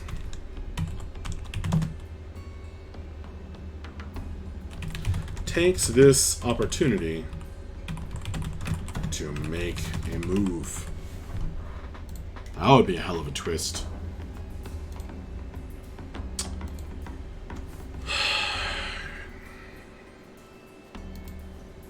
It's hard to come up with twists.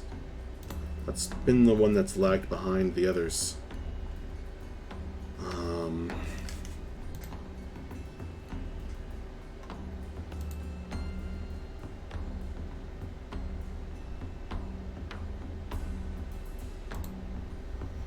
Need more twists.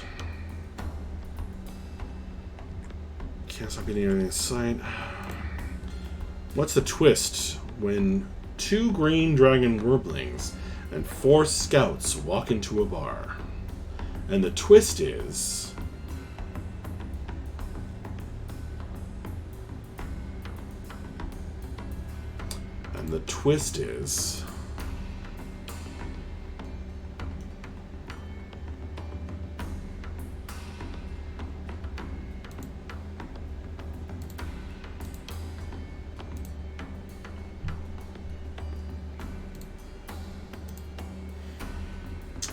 the mama dragon is nearby.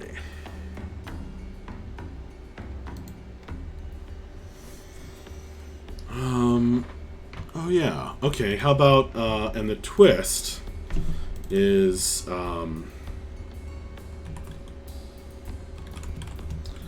there is a far more powerful parent nearby.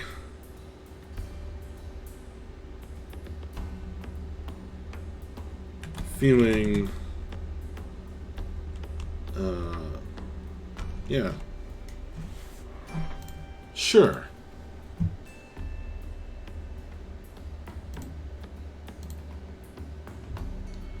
What's a Kruthic?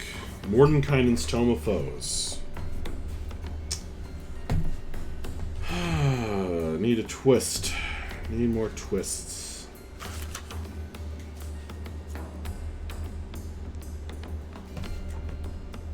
Page 212.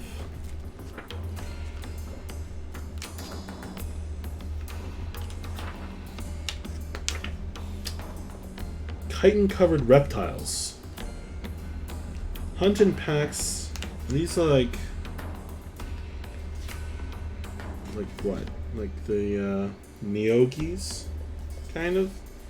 Kruthic. Oh, they're like slivers. They have the long, sharp legs. Slivers from Magic the Gathering. Acute senses, super sharp weapons. Spiked limbs. Okay. An adult Kruthic. They stab you and they spike you. And they have pack tactics. Oh. Tunneler. Okay.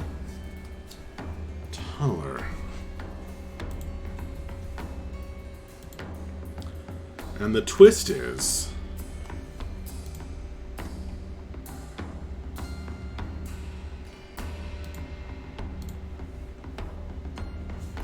Scouts are charities with the wormlings while the adult is hunting? Yeah.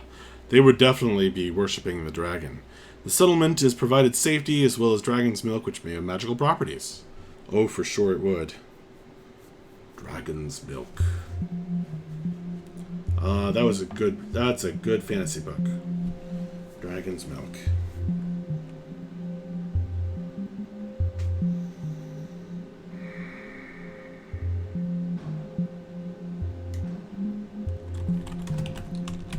some are caretakers of the others. There is a long tunnel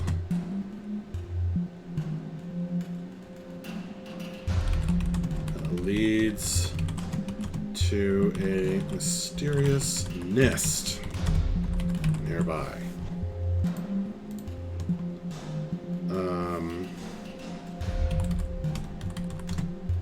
The twist. They are highly trained at working together and use advanced tactics.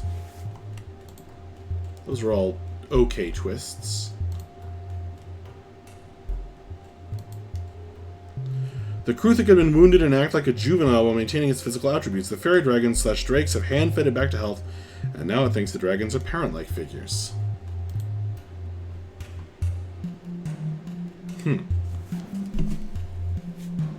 Weirdly touching, isn't it?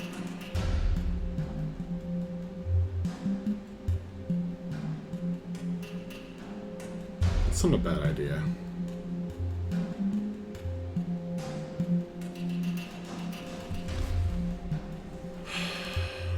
I mean, I have stuff like that.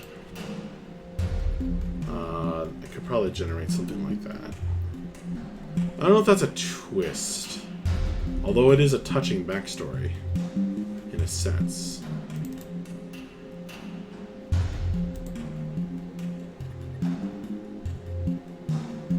What's a Rudderkin? I don't know.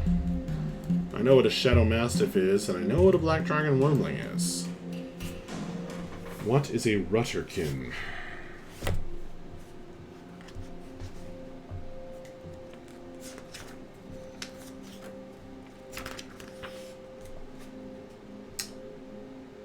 A breed of warped demon.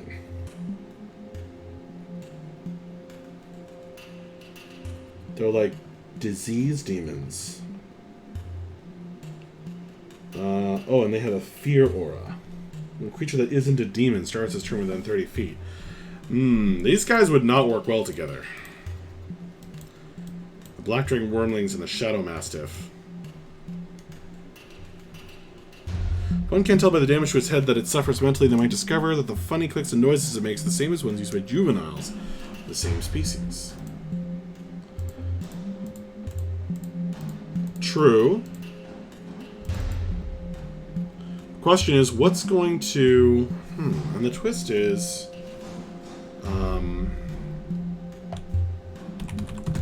they are a strange... They are a loving, if strange, family group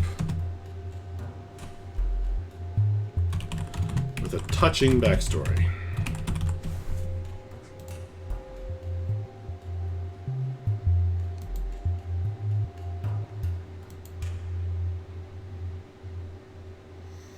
Well, if we made an exception for the Rutterkins'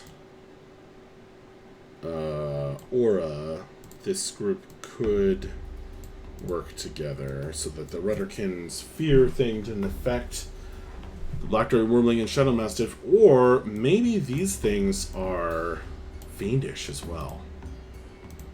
And the twist. They are touched by... They are warped by fiendish magic and have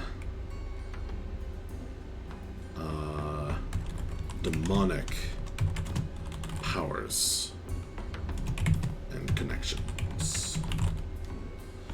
Reading the entry, I don't think the Rutterkin is very interesting overall. Yeah, I'm not super enthusiastic about it either. I mean, it's poisonous.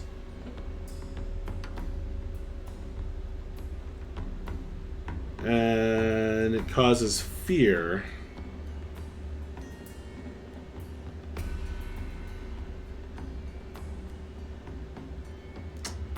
But it protects the abyss from non-demons. I mean, I guess.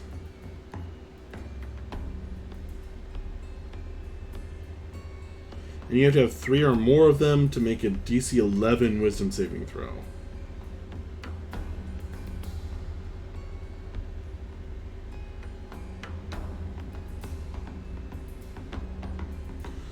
Although they can keep causing the saving throw. No, wait. On a successful save, the creature is immune to the crippling fear of all Retterkins for 24 hours. See? Yeah. No, the Retterkin isn't all that amazing. I think if something's going to be fearful, it shouldn't come off as... like, it should actually be scary. You know?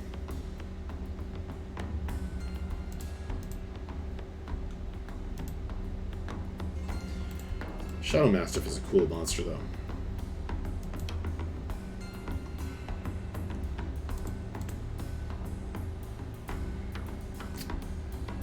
And the twist. They are obsessed with hunting down a target and will ignore the PCs unless provoked.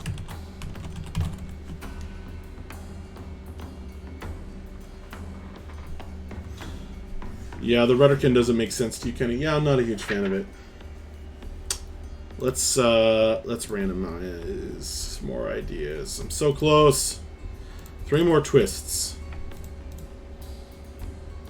Ooh, I love the Ogre Howdah.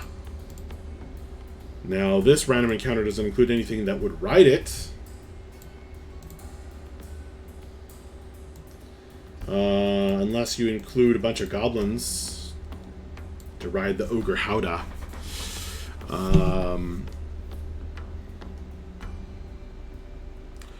3 direwolves, 2 fairy dragons, and an Ogre Howdah walk into a bar, and the twist is one of them is an illusion of the fairy dragons. I already used that. And the twist is... I love the Ogre Howdah. I think that's a great addition to the game. It's an ogre with a big carrying thing on its back. You can put guys up there, and they can shoot. I love the visual of that. That's a great monster. Also because it has kind of the close-up and the far-away tactics kind of covered. Without resorting to magic, which is interesting. I love the Ogre Howdah.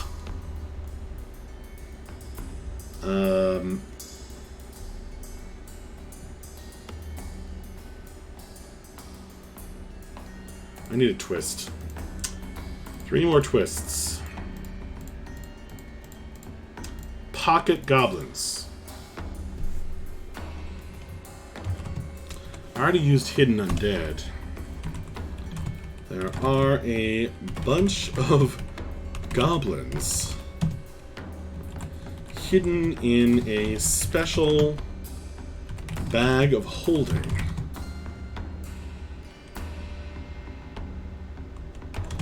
Ready to jump out and join the fight.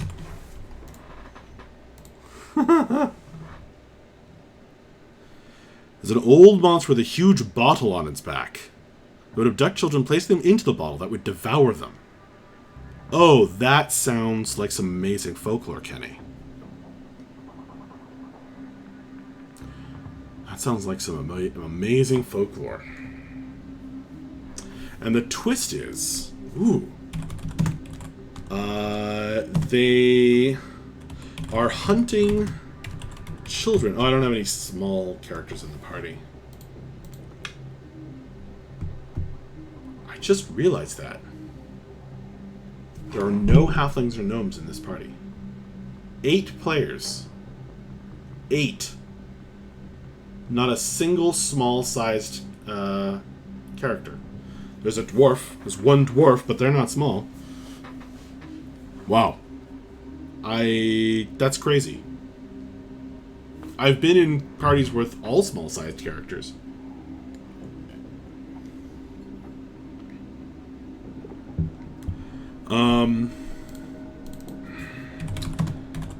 They will...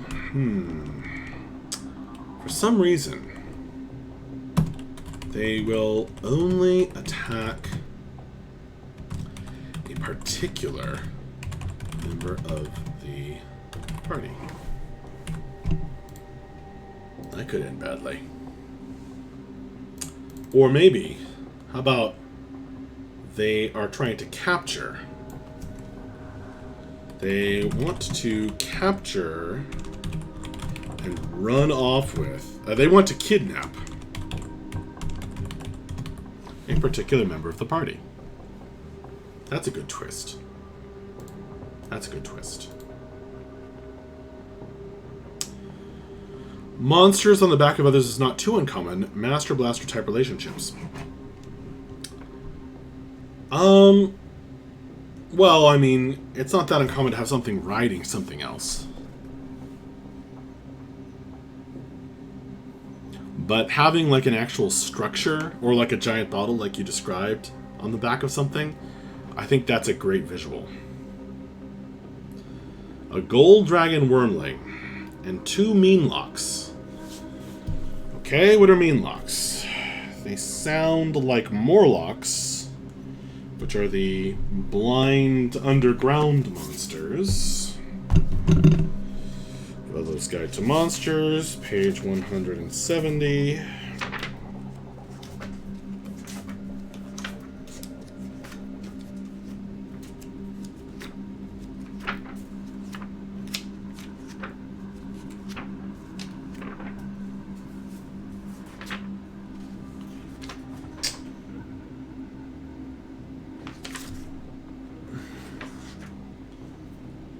Deformed fae that invoke terror and seek to destroy all that is good, innocent, and beautiful.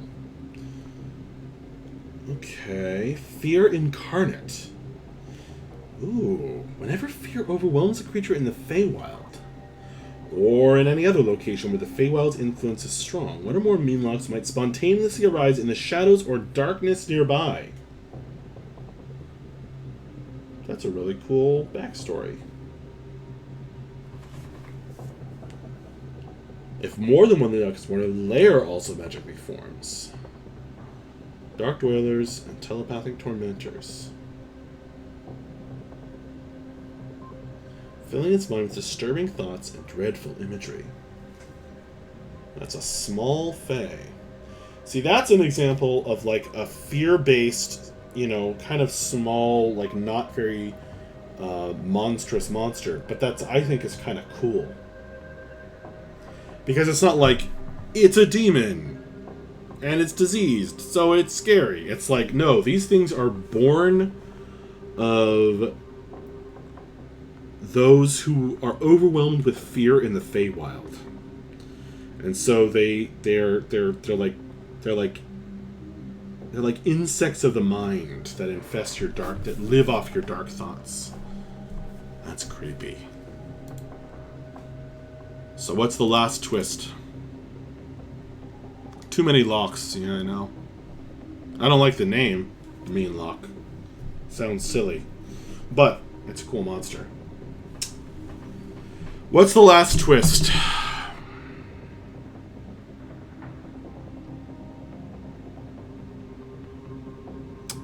And the twist is...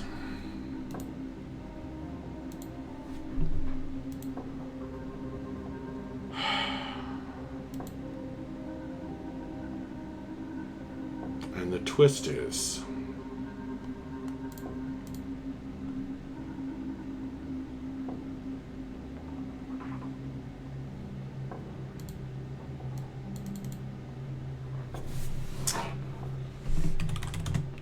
those who fall unconscious in this place do not wake up.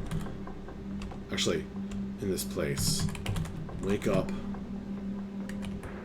far away, hundreds of miles in a random direction. No, that would split the party.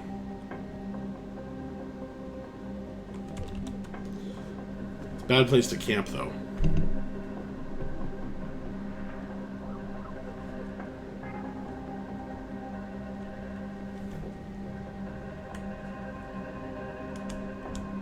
Those who fall unconscious in this place.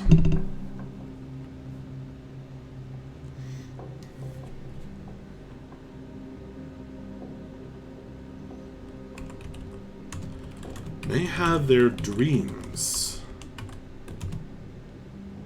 infected with a creature that dwells there.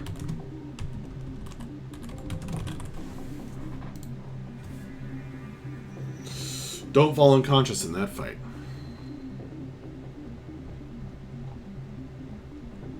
Okay.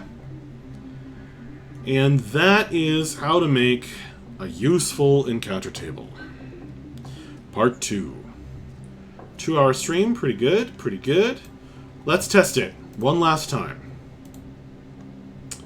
Ooh, an Etin. An Orc War Chief. An Etin and an Orc War Chief.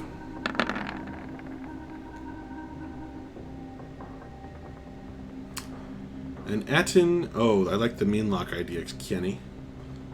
Okay, an Etin and an Orc War Chief are currently... I like that combo, actually. An Etin and an Orc War Chief. I can already imagine a relationship between them. An Etin and an Orc War Chief. 44. Ah.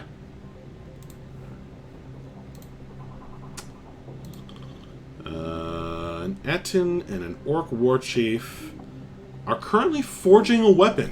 I can imagine the Etin slamming down these hammers. Bang, bang, bang.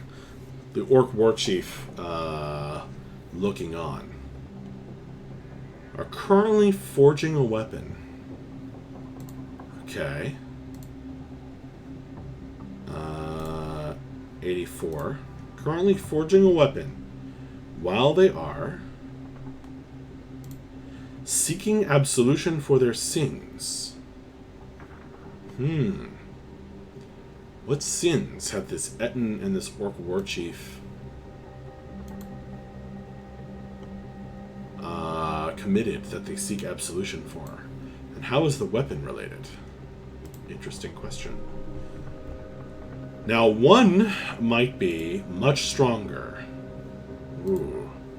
Is it the Etin or the Orc War Chief that's much stronger than you would even think? Maybe the Etin, the two-headed giant. Maybe the Orc War Chief is as strong as the Etin. That could be pretty dangerous. Maybe one of the heads is stronger than the other. Etin head. And the twist is 77. Their normal-looking weapons are treated with energy-damaging spells or substances. That certainly fits with the forging of a weapon. So I might describe this as you come over the hill. Your ears are assaulted by this regular clanging. Bang, bang, bang. Bang, bang, bang. And the crackling of a fire. As you approach, your nose catches the smell of wood smoke, coals burning furiously. And you come upon a tremendous two-headed giant, smashing away at this enormous curved blade, a falchion, that is glowing red. It's hammering away at it, using its mighty hairy arms. And there's this orc, decorated with teeth and a headdress, looking on and directing its movements. As you approach, the orc draws weapon and grunts, and the Etin lifts the red-hot glowing falchion, and they both snarl.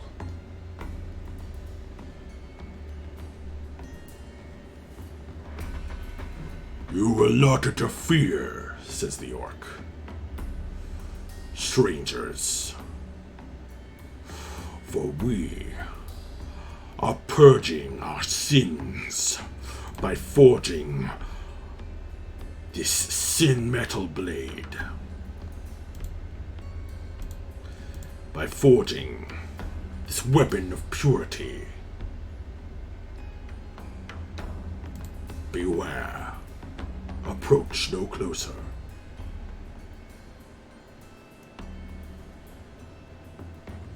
He picks up a rock and crushes it in one hand.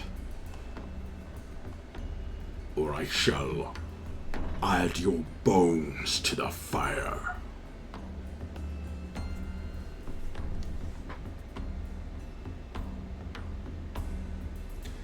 Now, that would be a pretty memorable encounter, I think. Areas close to the Feywild drive characters mad. The dragons help to scare victims toward the destination while harrying them enough they can't eat well, sleep well, or do much in the way of recover. One of the heads of the Etten betrays the other. The one betraying head and chief want to implant the chief's psyche into the Etten, expelling the other head. Ha! Oh man, that's a great idea, Kenny. I love that.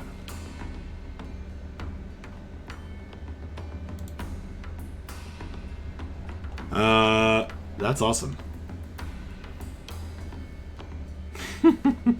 Etten's heads often hate each other and argue endlessly.